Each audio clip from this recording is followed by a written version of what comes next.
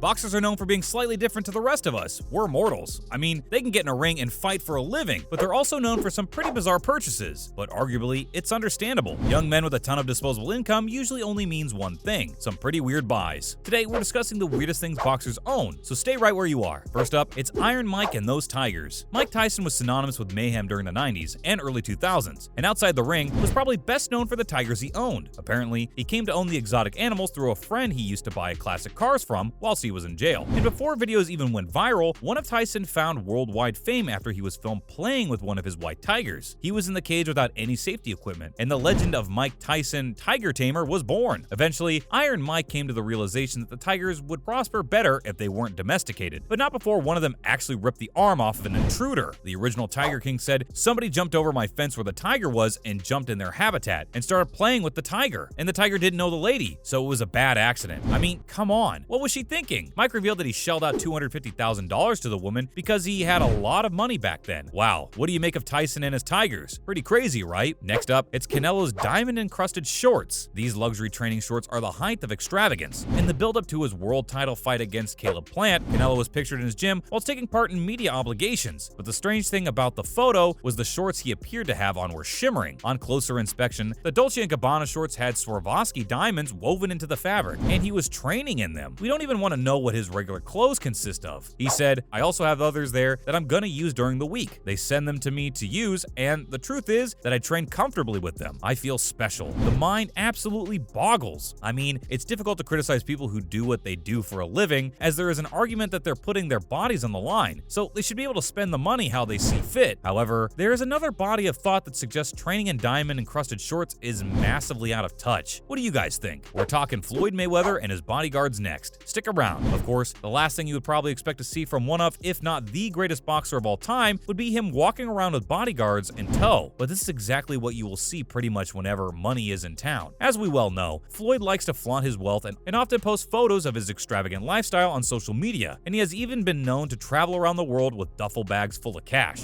So it probably isn't the worst idea to have a bit of security. At any other time, you can see Floyd with anywhere between 2 and 5 personal security guards who coast around $150,000 a year, which is a fair chunk of change when tallying up how much his security costs. And providing security for one of the toughest guys of all time must be a pretty easy gig. I mean, he certainly knows how to handle himself. Would you guys apply for this position if one became available? Let us know below. Next up, something bizarre from Muhammad Ali. Technically not a purchase in the traditional sense, but Ali definitely parted with some serious cash to produce his poetry album back in 1963. When he was starting out, he found fame as a brash, confident young man and would wind opponents up to the point where they wanted to smash him from the first bell, which of course was part of the game plan. However, fans couldn't get enough of him and his incredible limericks, so much so that he commissioned a spoken word album on Columbia Record, which he called "I'm the Greatest." The poetry was backed by music and was also performed in front of an audience, and The Greatest even included a couple of music tracks on the album, including a cover of Ben E. King's "Stand By Me." This one easily ranks as one of the weirdest things a boxer has ever parted with cash for. What's the strangest thing you've ever heard of? Iron Mike is up again with his gold bathtub. Ever the showman, Mike once parted with $2.2 million to have a solid gold bathtub installed in his mansion. The former baddest man on the planet was, at one time, worth more than $400 million in a career that spanned more than 2 decades. But sadly, he saved hardly any of it, preferring instead to waste most of it on things like 24-karat bathtubs. No stranger to accessorizing, Tyson soon hit money problems after splashing out on stuff like $250,000 gold chains amongst other things. But he would go on to explain his lavish spending later on, when he said, "Being without money for 3 years, I don't know what I'll do if I get it again. I'm not even interested in being that person again. I don't want to be that flashy guy with the flashy house." Tyson would go on to sell the bathtub, unsurprisingly, to British billionaire Durwood Hodgegrass, who cashed in on Tyson's money problems by bagging the tub for almost half what Mike paid for it. He would go on to say, "I picked it up at nearly half the cost, and gold is more valuable today. Oh, it's just a lark. Aside from perhaps the death tubs of Merritt and Jim Morrison, I'd venture to say few bathtubs have this kind of provenance." Okay then. Next up, it's Oscar De La Hoya and his football team. What? We hear you cry? Yes, Oscar De La Hoya decided it would be a good idea to spend some of his massive net worth on a slice of MLS team, Houston Dynamo, back in 2008. Being of Mexican descent, football is the blood for the De La Hoya family, and the Golden Boy was even instrumental in building the Texas outfit a new stadium back in 2012. However, it could be said that De La Hoya has brought bad luck with him since he decided to invest, as the team has seen little to no success. They haven't won the MLS Cup since he has been around and have failed to make the playoffs in 10 years now. We're talking about Manny Pacquiao and his political ambitions now. Many boxers tend to put their feet up and relax once their fighting days are done. done. And why not? They have been through the ringer and no longer have to get up at 6 a.m. to do the road work. However, Manny Pacquiao is a little different. He is still putting in the 6 a.m. road work, but of a slightly different nature. The current senator of the Philippines, Pacquiao started his political career years back, when he was in his prime, juggling being a world champion with trying to make a difference in his homeland, which really should be commended. But of course, running for office doesn't come cheap. He needed to pay for his campaign, which included a campaign manager and a ton of staff, as well as whatever other incidentals. And of course, in a lot of countries, including the richest ones in the world, if you want to get ahead in politics, you need to grease the palms of those in powerful circles, which doesn't come cheap. Of course, we're not suggesting corruption, merely campaign donations, which is how the world works really. But it doesn't come cheap and certainly ranks as one of the strangest uses of a boxer's fortune. What do you guys make of Manny's political ambitions? And finally, it's Floyd and his multi-million-dollar bets. Stay tuned. Again, not a purchase in the purest sense, but still something Floyd has parted with cash for on regular occasions. Money, as the nickname suggests, is no stranger to big stakes and regularly parts with over $1 million to throw down a bet, which most people would see as insane. And back in 2014, Floyd placed a $10 million